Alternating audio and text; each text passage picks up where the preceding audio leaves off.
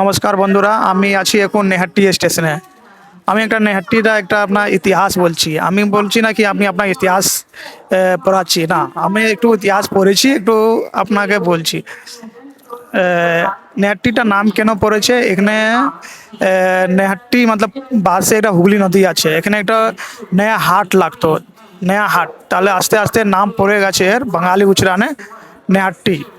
আর তারপরে আমাদের রাষ্ট্রীয় গীত যে লিখেছিল এখানে বঙ্কিমচন্দ্র চট্টোপাধ্যায়, এখানকারই লোক জন্ম হয়েছিল। এটা কাটল পাড়া নাম আছে।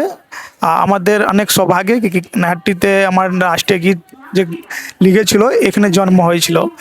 আমি একটা বলছি কি আমার যে স্টেশনে আছি, স্টেশনে যদি বড় একটা পোস্টার বঙ্কিমচন্দ্র চট্টোপাধ্যায়ের এটা পোস্টার থাকতো আমাকে একটু অনেক সুন্দর লাগতো, কিন্তু কি হচ্ছে আমাদের সারাদিন ফানি ভিডিও, সেক্সুয়াল ভিডিও, তারপরে অশ্লীল ভিডিও দেখে দেখে টাইম চলে যাচ্ছে। এই জন্য আমার এইসব জানার কোনো মতলব কিছু বুঝি না। তো এটা আমি আমি আপনাকে ইতিহাসটা বলছি কি না, আমার ইতিহাসটা শিখুন। আমাদের পশ্চিমবাংলার অনেক কিছু আছে ইতিহাস জানলে, কিন্তু আমাদের কি হয়েছে বেশি সময় সোশ্যাল মিডিয়া যাচ্ছে, কিন্তু কি হচ্ছে সোশ্যাল মিডিয়ার মধ্যে ওই ভিডিও যে ভিডিওটা আপনার আগে বললাম।